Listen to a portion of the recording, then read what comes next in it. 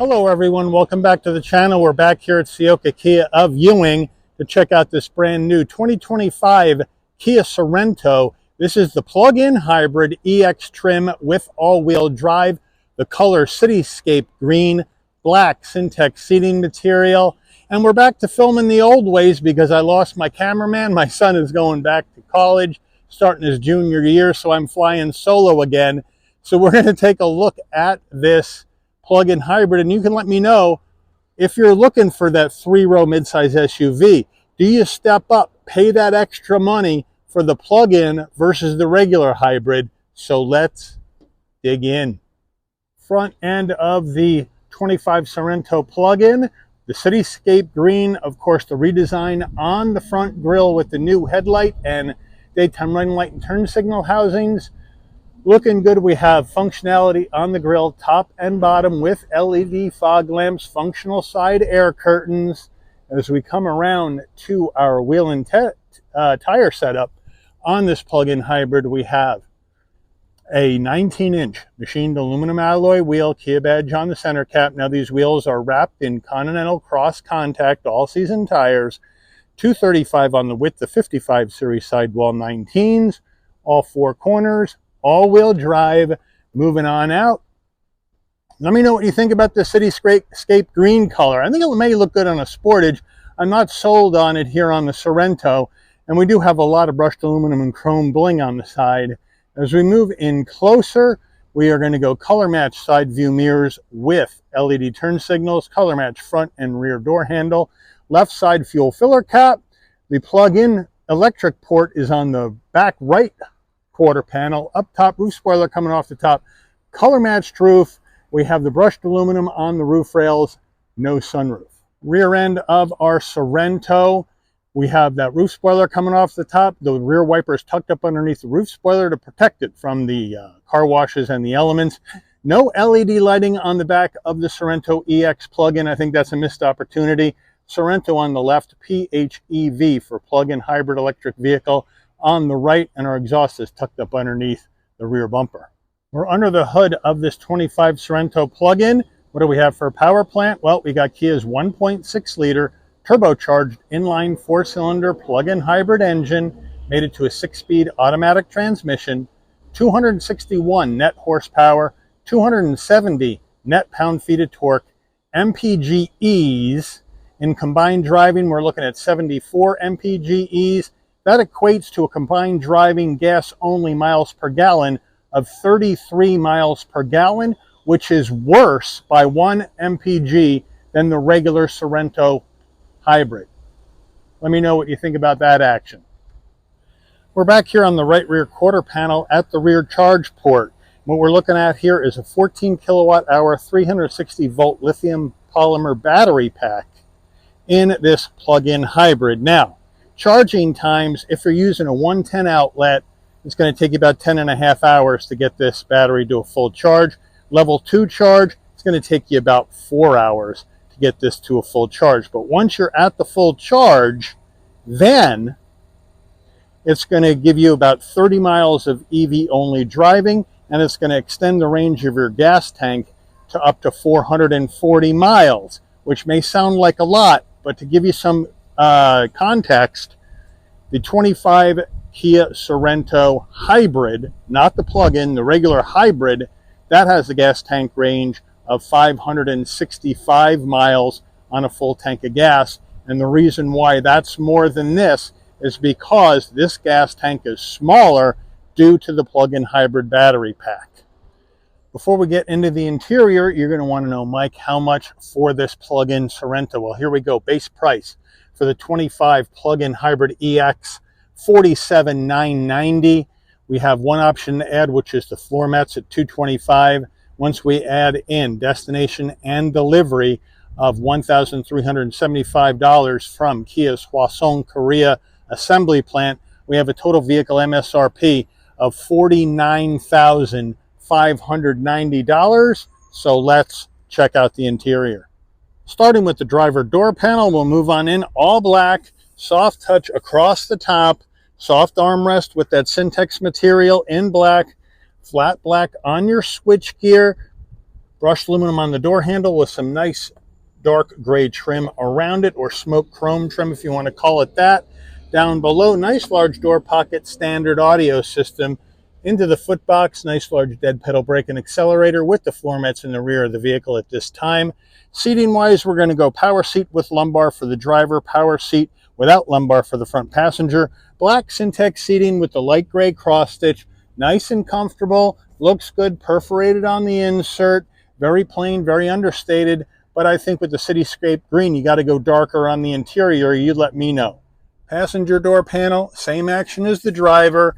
Into our dash, soft touch up top, some of this gray or darker gray trim, and then we have some brushed aluminum into your heat and air vent, and then down below a nice large glove box. Infotainment system, we have Kia's 12.3-inch next generation infotainment system, wireless CarPlay, Android Auto, beautiful pinch to zoom capability right there. No sweat. We go to our home button where we have some different windows. We have our nav maps here, sounds of nature, or our radio here, the plug-in hybrid. Then you swoop across, you can go to all your apps, Bluetooth your phone, phone projection, voice memos, get your weather, valet mode, setup, HD radio data. We go into setup. There you have it. There's all of your setup, different apps. And then we can go in here. We can check out our lights.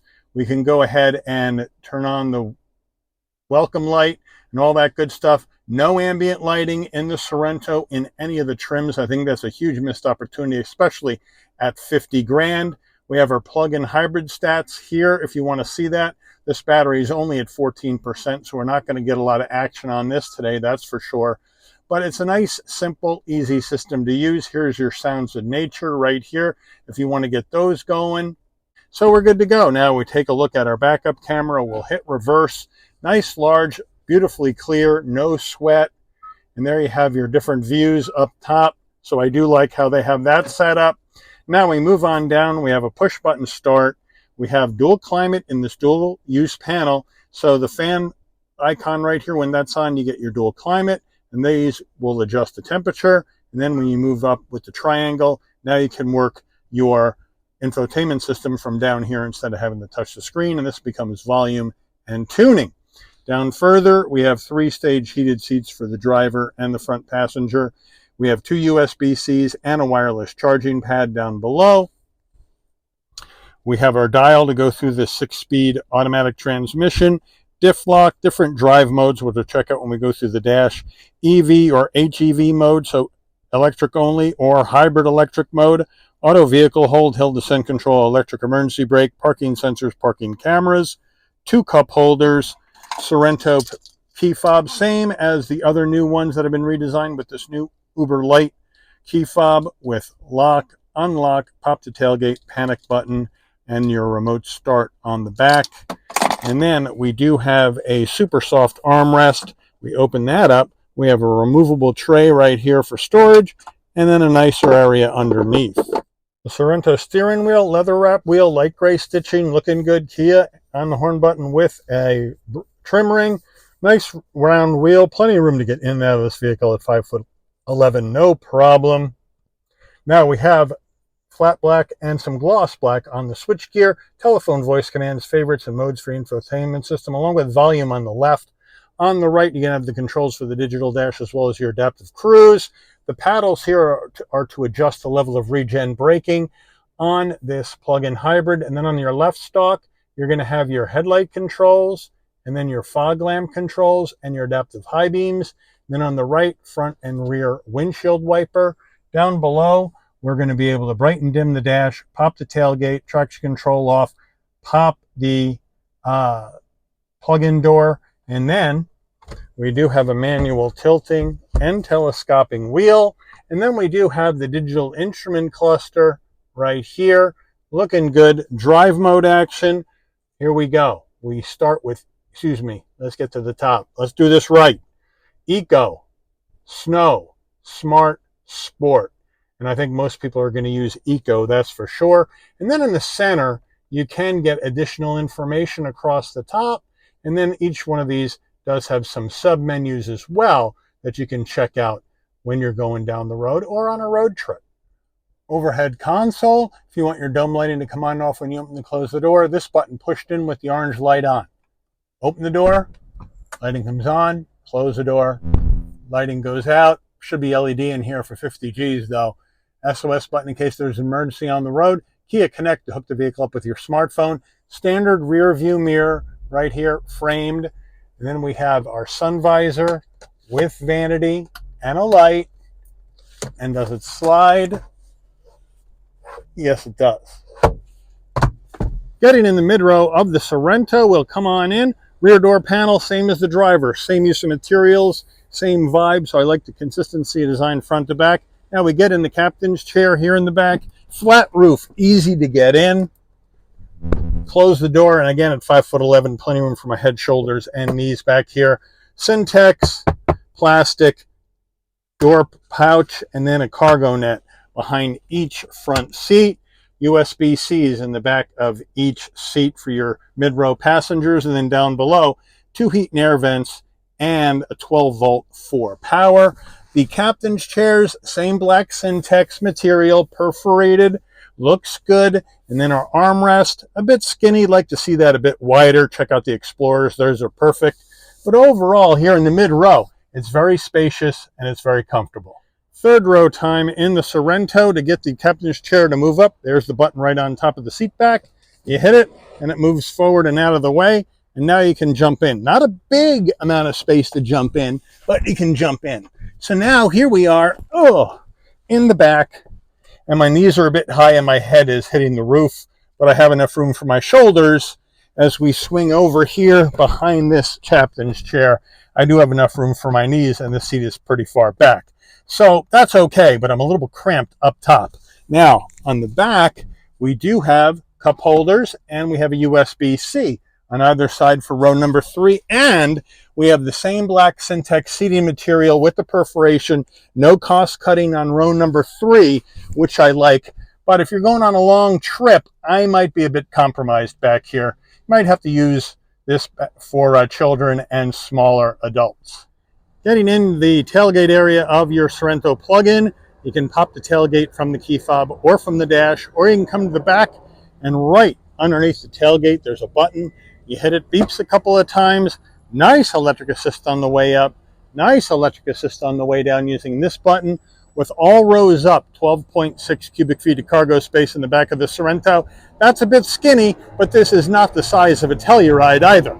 As we come in here, here are wheel locks. Here is the charging cord right here for your plug-in hybrid. Underneath here, we'll take this up. We have a little bit of extra storage and a jack, and underneath this panel is the spare. So thank you, Kia, for the spare. And now to get the third row down, that's a piece of cake. You just have a strap to pull. Pull the strap, headrest goes down, shove forward. Pull the strap, headrest goes down, shove forward. Now with the third row down, you got 45 cubic feet of cargo space in the back of this plug-in hybrid. And then as we take a look back here, we do have a 12 volt right there. So they got you set right there. And you can drop row number 2 from in the tailgate area, which I really like. So we hit the button, down they go. Hit the other button, down it goes. And now, with the third row and mid row down, 75.5 cubic feet of cargo space in the back of this Sorento plug-in hybrid. Window sticker here on a cloudy, glary day. My apologies. 25 Sorento plug-in. Standard features.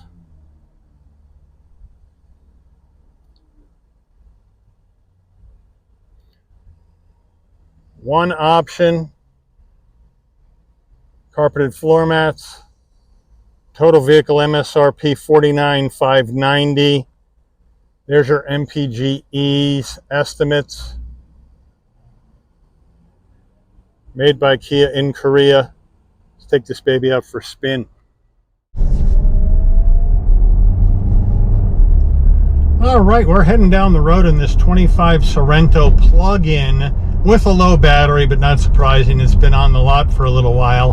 But right off the bat, plenty of visibility out the windshield, side glass, side view mirror.